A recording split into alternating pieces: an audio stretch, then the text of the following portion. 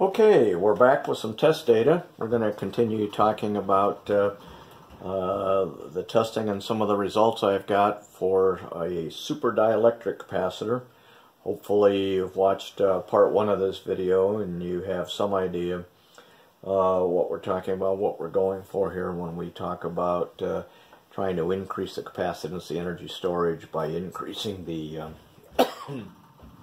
the dielectric constant of an electrostatic capacitor. So if you remember from the last video, we've got 6 layers of this very sheer, very fine mesh material. We soaked that and allowed it to sort of drip dry in some 1 molar zinc sulfate solution, and then clamped it together between 2 graphfoil electrodes. Remember, the graphfoil is, the graphfoil is just the current collector. There are no electrodes in this. It's basically a parallel plate electrostatic capacitor. There's very little surface area contribution of the graphfoil. It's not porous, doesn't absorb the electrolyte, and there's no separator here. But anyway, from my notebook here, in this series of experiments for super dielectrics, we ran 86 different tests. What I'm going to share with you is results for some of the last tests. So this is what I call my 6-layer separator. In the 1 molar zinc sulfate, the charge voltage was 2.8, and the test was run at 10 milliamp constant current load, and the test ended down here at 0.2 volts, I believe. I'm sorry, 0.1 volt. 0.1, so 2.8 to 0.1 volt. You can see that the linear portion of the curve started around 1.8, 1.9 volts. This is a true capacitive effector. There's no constant voltage. I guess you can approximate this pretty much as a straight line, which you would get for any capacitor discharged at a constant current. If you're thinking of the typical RC sloped logarithmic curve, you'd only get that if you had a constant load value, constant load resistance, let's say. If you discharge capacitors at a constant current and it's truly a capacitor, you get this straight line discharge. This particular curve down to my discharge point lasted for, let's call it, it's a little over 16 seconds. 16, yeah, a little over, I'm sorry, this is in minutes. This discharge curve lasted for 16 minutes, and we were able to store 3 milliamp hours and 3 milliwatt hours. The best test that I was able to run actually lasted for 38 minutes and 47 seconds and produced 7 milliamp hours. Now, when you're talking about super dielectrics, and if you remember, the capacitive curve is basically, or the capacitor equation is basically dielectric constant times area divided by spacing or thickness of the plates. That's a very linear. There's no quadratic, second order, third order portions of that equation. It's a pure linear equation. Having said that, dielectric capacitors are not really linear as a function of all of those variables. They pretty much are linear as a function of the area, but in terms of the thickness, if I reduced the thickness of the spacing of these plates, let's say from 6 layers of this very fine material. By the way, 6 layers of this are a total thickness of 20 thousandths of an inch. So this stuff is just a few thousandths of an inch thick per layer. But if I reduce that in half to 3, the capacitance would not be cut in half, or it would not double. In other words, if I reduce the T term here by a factor of 2, you would think the capacitance would double. Well, it doesn't, because I'm really doing two things when I do that. Yes, I'm reducing the thickness, and if this was a old-fashioned electrostatic capacitor, that would double the capacitance. But remember, the charge that's stored here is a function of the dipoles that are created in this lattice network. So if I reduce the thickness by taking 3 of these layers, setting them aside, leaving 3 left, I've reduced the thickness, but I've also cut the domains, or the lattice, for the charged dipoles in half. So as I ran these tests, somewhere in the range, for at least for this material, of 3 to 6 layers, I was able to kind of optimize the total charge stories. That's not to say that if you had a different structure, a different lattice, you wouldn't you know, optimize it at a different thickness or a different number of layers, but that's what I found here. Also, the capacitance, which is not even part of this standard equation, is a little bit of a function of the load. Here we're showing a constant load current and producing the straight line, but for a number of tests I used a constant load, not a constant current, in the range of 25 to 100 ohms.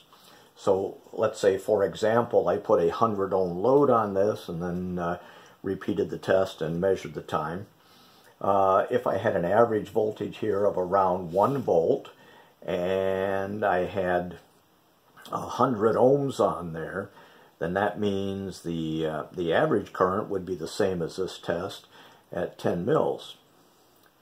But that said, since the 100 ohms is a smaller current load, as the capacitor continues to discharge, I get a very long tail, and that accounts for some of the extra storage, albeit relatively small, in that small area of the curve, as now we're down into tenths of a volt. But the amount of energy stored, area under the curve, is a function of the load resistance. So at 25 ohms load, which again, let's just talk about a normalized 1 volt value, that's the equivalent at that point of a 40 milliamp load. At 1.8 volts, where the curve starts, that's equivalent of about just roughly about 70 milliamps, and then down here in the tail, where we're down in a couple tenths of a volt, or let's say a quarter of a volt with a 25 ohm load, we're back to only a 10 milliamp load. So there's a lot of nonlinear things happening in this type of capacitor that you don't see in the electric double layer. Where are we going from here? What's the next step, or what have I done to, you know, over the 80-some tests to improve this? Well, a couple things. One of the things that happens is if I charge up my test cell and run a test on it, I might get 8 milliamp hours the first run, I might get something like 12 the second, maybe 15 or 16. It continues to improve as the cloth lattice here sort of evenly wets itself. But then as it dries out again, that performance tapers off. So with just a pure aqueous electrolyte, if you will, I'm only going to get about 10 cycles out of this thing, where the average cycle might be in the 15 to 20 minute range. So what I'm saying is, if you start to run a series of tests, after a couple hours things have dried out, and once it's dry there are no little pores holding any electrolyte, and obviously there's no capacitance left. So to try to improve that, I thought that we should be adding some type of an emollient or something to the pure aqueous base to kind of hold the salt in suspension. And I tried a couple things. One of the things that I did first of all was to just take an oleo or a margarine and to sort of seal the surface of the graphite. I didn't want any of the moisture or the liquid from the electrolyte soaking in here, so we just put a very thin grease film of you know, an oily lard, an oleomargarine on this. When I say very thin, I mean just enough to just barely make it shiny and then wipe off most of it, and you could still see the shiny film. You can see a little bit of it maybe even reflecting on the surface there now. The second thing that I did was to keep the electrolyte suspended in the fabric, was do something similar there, where I mixed the electrolyte with a little oil. And you know oil and water doesn't mix, but we used a little bit of an emulsifier. And in fact, let's see, where did I set that? The thickening agent in the emulsifier that I used that worked out fairly well was just a mayonnaise. Now mayonnaise is, the main ingredients in mayonnaise are an oil and eggs. I think maybe even just egg yolks. Well, egg yolks all by themselves are an emulsifier, meaning that it allows the water and the oil to sort of mix into an emulsion, and it stays mixed together. So a little bit of this, a very little bit, just stirred into the electrolyte before I soaked the cloth, allowed the oil to keep it from drying out, and the eggs and the mayonnaise allowed the oil and the water to, quote, mix to a certain extent to keep this thing together. And that seemed to work. So where we're going from here is to come up with possibly a higher concentration. I think with the zinc sulfate, I'll have to check, but I can get close to a 2 molar concentration before we reach a saturated solution.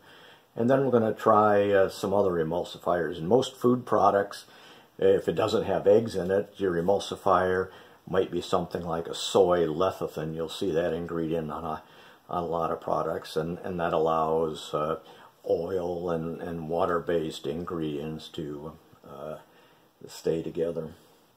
So that's where we're at. I think that there's a lot of promise here. Is it going to be as good as a double layer porous activated carbon structure with bazillions of pores perfectly matched to the size of the ions in the electrolyte? You know, that remains to be seen, but there's some interesting literature out there, and who knows? I guess I'll throw this out there. If anyone could figure out how to combine an electrostatic super dielectric capacitor with a double layer porous electrode capacitor, you know, maybe there's some new technology that would be the marriage of you know, two good technologies producing a true super capacitor. So we'll just leave that hanging for now, and we'll be back down the road here, hopefully with some more test results and some more progress. I'm gonna play with some concentrations a little bit. If anybody wants to ship me a few grams of some zinc hexacyanide ferrite, we'll see if that improves things like it does in a lot of the carbon-carbon capacitors. But in the meantime, we've got a few things to try and see where things go. So please send me your comments, your questions. I appreciate all of the inputs from all of the YouTube audience. With that, we'll keep on experimenting here, and everybody have a good day. Bye now.